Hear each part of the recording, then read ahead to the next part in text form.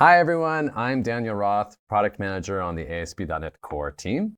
Hello, everyone. My name is Jia Yan, and I am the product manager working on the JavaScript and TypeScript experience in Visual Studio for our .NET developers. In this session, we're going to talk all about how Visual Studio and .NET 8 make it easy to use .NET and JavaScript together. .NET is a great backend for any client app. It's super fast, reliable, and productive. But using .NET with JavaScript frontend frameworks can be challenging. For example, how do you integrate your JavaScript build toolchain with your .NET build? How do you manage your JavaScript dependencies alongside your .NET dependencies? How can you set up your developer environment so you can run, debug, and test both your .NET code and your JavaScript code? And then when you're ready to publish, how do you publish your front-end JavaScript app with your .NET backend together? The new JavaScript project system and SDK in Visual Studio helps you solve all these problems.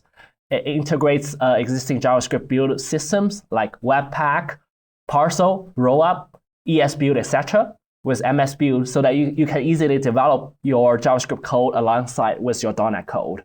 You can use Visual Studio to install and manage your NPM dependencies, coordinate your .NET and JavaScript builds, run and debug, execute unit tests, and then publish your app into production. Visual Studio includes project templates to help you get started with the new JavaScript project system and SDK.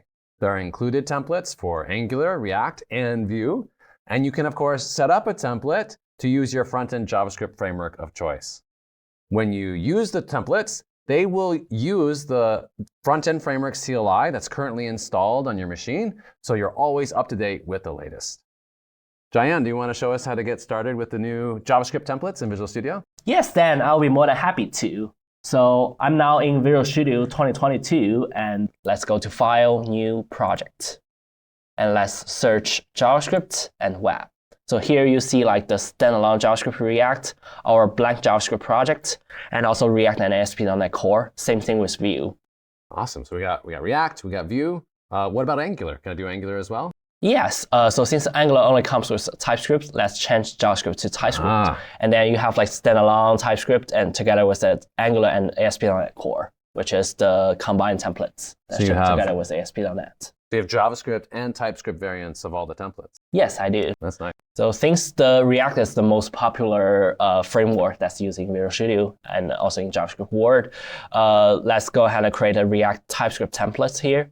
So let's click on Next and kind of give it a solution name. And let's use the .NET 8 framework with long-term support that we released about 2 days ago and hit Create. So what's fancy about this new template is actually using Vite. Like we replaced that with the Create React app. That's no longer a community preference. Cool. So you're using the latest Vite toolchain in order to create this React app. Yep. And actually, you don't need to install Vite first. You just need to install NPM. And for Angular, for sure, you need to install ng, like in order for the project creation to be successful. So in here, in the Solution Explorer, you can see two projects. One is the React App 8 client, which is our JavaScript front end using React. And also the React App 8 server, which is the ASP.NET Web API backend project. And let me go ahead and click Start to run this project. So you can see the NPM like spawning up the Vite, and then it's like our front end starts in the browser. And you can immediately see our weather forecasts, and let me put it side by side. So here, first, I will run a debugger. So I will go to my code in source and app.tss, and I will set 2 breakpoints here and refresh the browser. So you can see my breakpoint actually hits, and let me continue. And I will be seeing the data. So I will be knowing the 5 weather forecasts on the temperature and the date. And after I click continue again, we'll be seeing the weather forecast showing on the front end, which means our breakpoint has been hit and passed, and everything shows up correctly, like in the Vite front end. So, and then like I will add some React, I will add some JavaScript code. So for example, I have here in the weather forecast name and saying this component demonstrates data from the server, and I may just add a hello world here. And let me save the file and hit refresh. Of course, the breakpoint is going to be hit again, but after we pass through, like you can see the hello world kind of hot reloads on the web page. So next step, we're going to demo the dependency management. So you see the npm node here in the JSPS project, and let's right-click on install new npm packages. This time, I'm interested in React icon, so which is a like React icon of popular icons, and I go hit install package. It takes like a couple of seconds, so that package is installed, and it will show up in your package.json. And after installed, you can see like install locally here, a prompt here, so that you know that this has already been in your project. I go close this window, and I go to my app.tsx again, and I will just like import this Fabir from the React icon. So it's showing up here as the error here. It's declared, but it's never used. So I will probably be using that in the hello world here. I will do another tag, Fabir, and so this is a React component from that library that you can just use. It's like one of the icons. Yep, and let's start a project again. So you can say you can see the same weather forecasts. But now you have the beer sign right next to the hello world. So that's the new change that we have. And it's like you can see it's so easy to add a new dependency and use it in our code and build a project again and start and see those changes in the front end. It only takes me a minute to finish all these stuff in Visual Studio. Very nice. Yeah. So next step we're going to do is the publish. So let me stop the project and go to right-click on the React App A server and do a publish. So for simplicity, I just publish in the folder and hit finish, like specify a location, and then hit publish. So it will build everything, both the front end and back end, and wrap like all your front end as like assets in your www root and publish as a single application. It's lightning fast. After like 10 seconds, I publish to my folder, and I open my folder, click www root, and I go to my folder, click on React App 8 server.exe. So this is the exe, and we have it running. And now I open the browser again and hit on localhost 5000. You can see the same weather forecast with the same hello world and same the beer. And then I hit F5 and refresh it. So you can see how easy it is to publish the whole thing into a single application and have it running, and like it can be all the destination you want to host your web app. So publishing automatically brought the .NET backend and the JavaScript frontend together into a single published app that you can just then deploy to like Azure or your favorite host. Yep. So this part is the publish, and let's go back to Visual Studio. So now I have an Angular application. Since like the React one does not have like built-in unit tests, this one I'm gonna demo is like Angular. So in the Angular component spec, we have like a couple unit tests configured. So should retrieve weather forecast and should create the app. And let's go to the Text Explorer and hit on run all the tests. So it takes about 20 to 30 seconds for the test to run, and you will be seeing that it finds like 2 unit tests in this Angular project and try to run it from the Text Explorer directly. So we have like very good support on Jest and a couple more popular JavaScript test framework, so that you can easily do that within Visual Studio in the Text Explorer. So after like 30 seconds, you see both of our tests defined in the project actually run successfully. So those are the tests should run create app and should retrieve weather forecasts. So this is Visual Studio discovering the jest-based unit tests that are part of your Angular app, Yep. and then surfacing them in the Visual Studio Test Explorer. So That's you can right. do your testing from within Visual Studio, you can do your building, your debugging, your publishing, all within one Visual Studio experience. Yep, it's That's full really developer work lifecycle. Yeah. The last one we're gonna demo, like it actually runs cross-platform. So we don't have like a Visual Studio, for example, in Linux or in Mac. So what I do is opening my command line, and this is my app. I open the developer PowerShell, and it is showing my directory, and I go ahead and cd to React app server, and I go ahead and hit .NET Run. Okay, so you don't need Visual Studio to run these projects. Yes. You can just run them and do development from the command line. And that works not just on Windows, that works on Mac and on Linux. Yes. So if you have a colleague on the same team, share the same product repository with you, they can just clone it to their machine and kind of do it on a command line as a final step for running the application. So you can see the Vite already starts, and it's listening on 5115. I'll just go ahead and click 5115. And you will be seeing another nice version of like weather forecast, which is run by the command line using .NET Run. And I can refresh it how many times. Awesome. Sure. So that looked great. Like that looked like a great experience for building JavaScript-based front end for my ASP.NET Core backend. But what if I'm not using a front-end JavaScript framework? Like, what if I just want to add some JavaScript or some TypeScript to an existing ASP.NET Core app? Can I use this for that as well? Yeah, of course you can. The JavaScript project system is great for coordinate any kind of JavaScript or TypeScript with your .NET build. So let's show a simple Hello World demo that only contains a Hello World TypeScript. So first, let's look at the package.json. Like we kind of configure the build and clean kind of script only using TSC. And we have TypeScript added for this project. So then let's look at the app.ts. It's so simple that it only has one line of console.log. And here, that's the app.j, it will be wrapped into the destination file as a debug assets directory. So you'll be seeing this app.js after it compiles by TSC.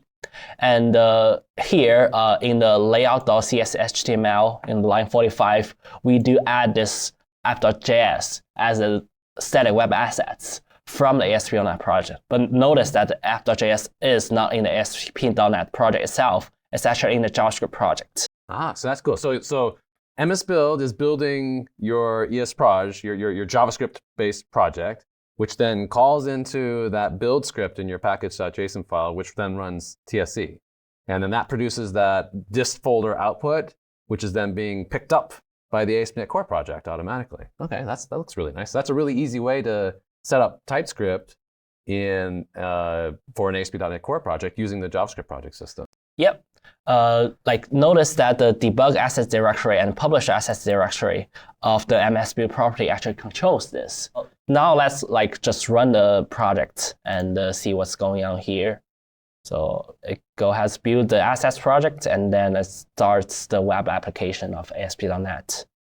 And here my browser actually props up for me, and I go inspect. And here in the console, I do see this single line of hello world on app.ts line number 1, which is from our JavaScript project, and it's actually working. Cool. So I'm able to use some TypeScript from a JavaScript project in my ASP.NET Core app. So that looks really nice. Can I also use there's a bunch of popular JavaScript bundlers like Webpack and ESBuild, Parcel, and so forth. Can I use those with this setup as well? Yeah, the JavaScript SDK will call into the npm scripts when the related MS build assets like build and publish. So and run. So you can set up any build toolchain you want, and then configure where you want the build output to go. So then let's show a little slightly more complicated example. So I have here open project solution is the web application 8. So I'm using rollup for the JavaScript part. And in here, you will be seeing the this is a drag and drop example. So where I use the app.ts, I use interact.js as part of the utility. It's really easy to do that. I only have like a function called drag move listener, and I also have the elements, so to define all those properties of the drag and drop blocks. So it's like 46 lines of code, but that's all I have on the TypeScript side. And in here, I do config rollup in the package.json. So like the build release and build debug are slightly different, since like the release and the debug target is a little different as we said before.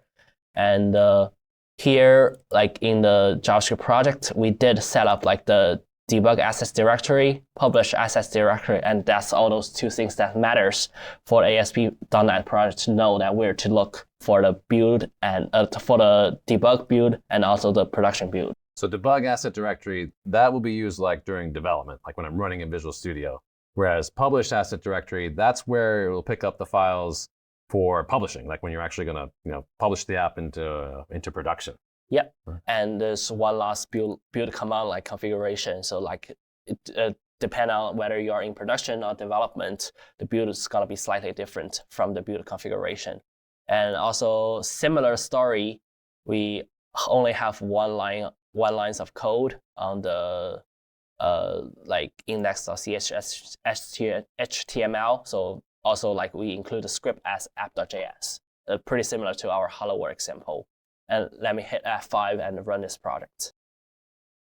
It's taking a little longer because like rollup is configure, like the build itself is like a little more complicated, but we can just cut this piece also. So now my web application just showed up, and you can drag one element and also another element. We didn't count the distance, but this is our example of like an easy drag and drop JavaScript like JavaScript component together with the ASP.NET web application.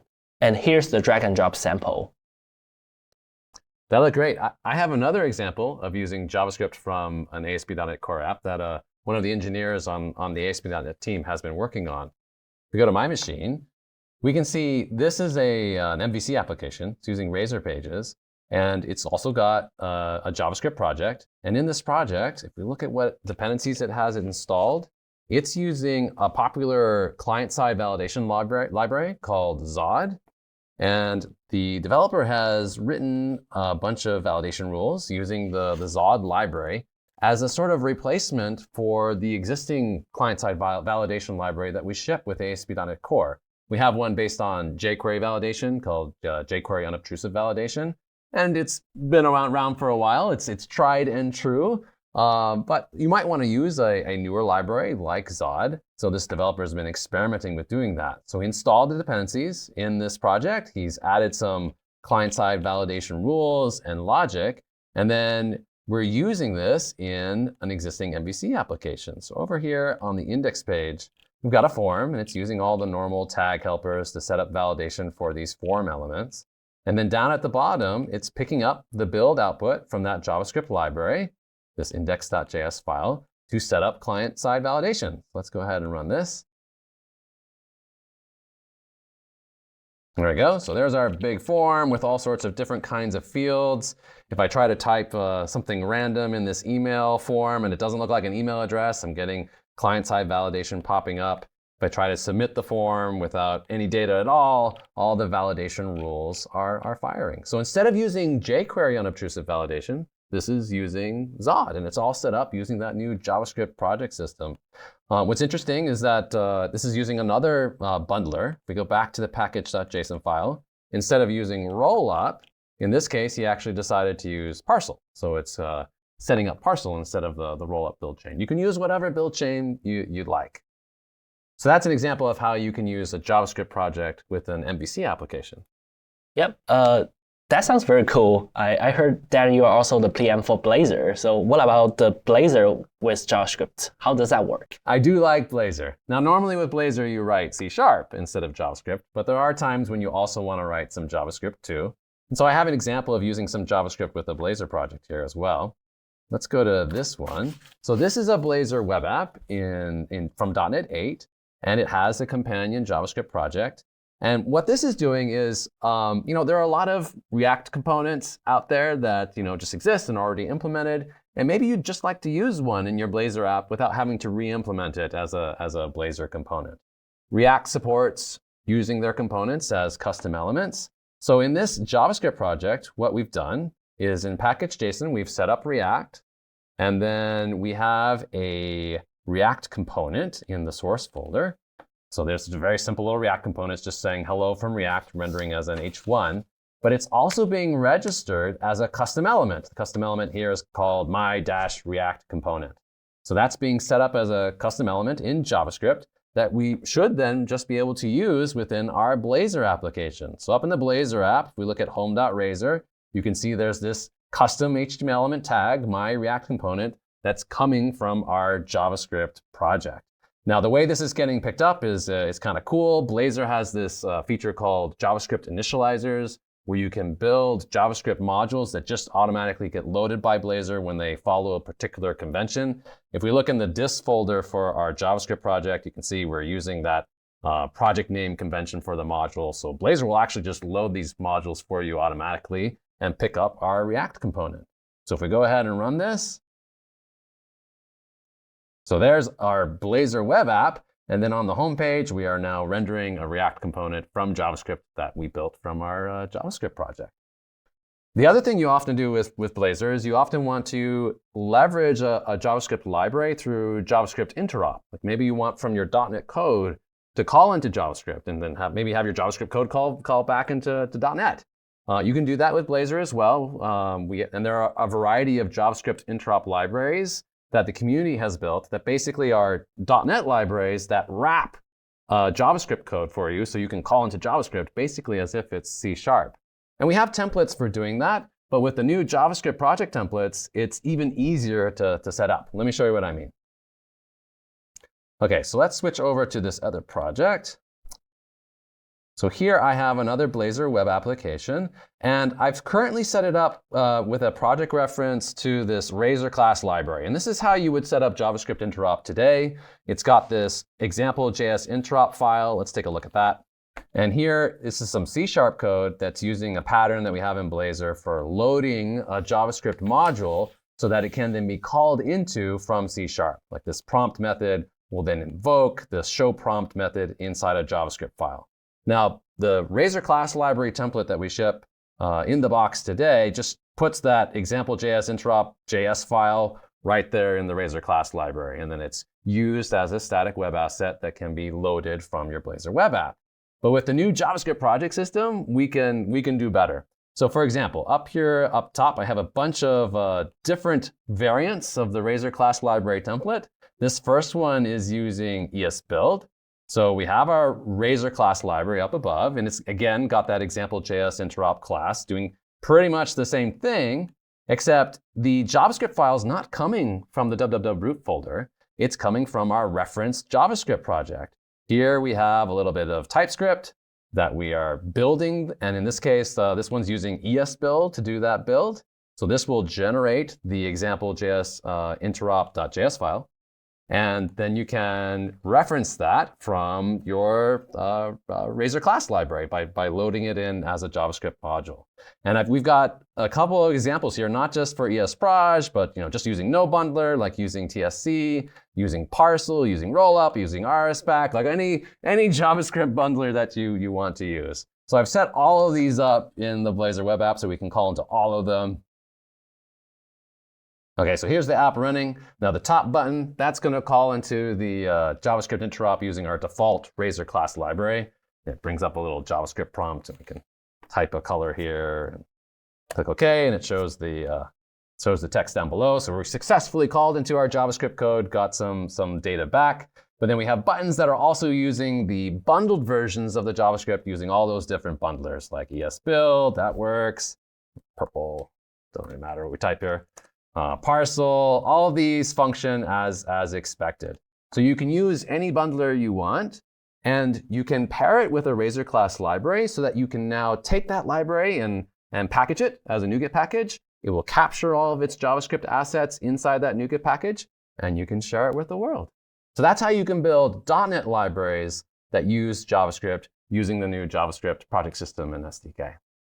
That's very cool. Like, I'm wondering how like Razor class library can work with the JavaScript projects. Yeah, absolutely. So in Blazor, it's pretty common that you want to call into some JavaScript code from your .NET code, or have your JavaScript code call back into your .NET code. We call that JavaScript interop. And there are a bunch of .NET libraries from the community that actually will wrap JavaScript code and produce a NuGet package that you can just reuse. We have a Razor class library template that sets that pattern up for you. But with the new JavaScript project templates, we can make that experience even better. Let me show you.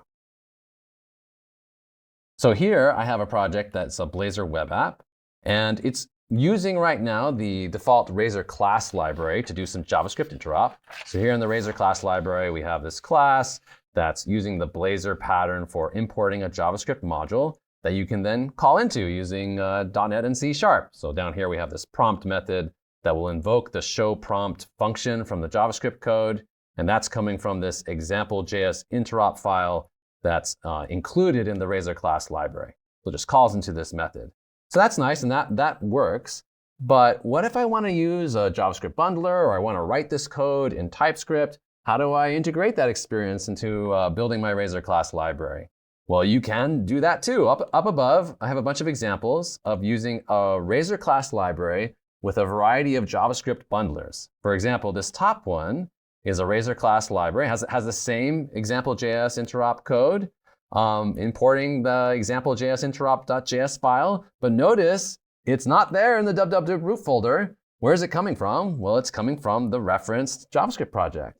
So in the JavaScript project, we actually have a TypeScript file that we're using to build that function. If we look at the package.json file, we can see in this case that it's actually using esbuild to do the build and the bundling. And then that produces the example.js interop file in our dist folder. That can then be picked up by our JavaScript interop code and then called from our Razor class library.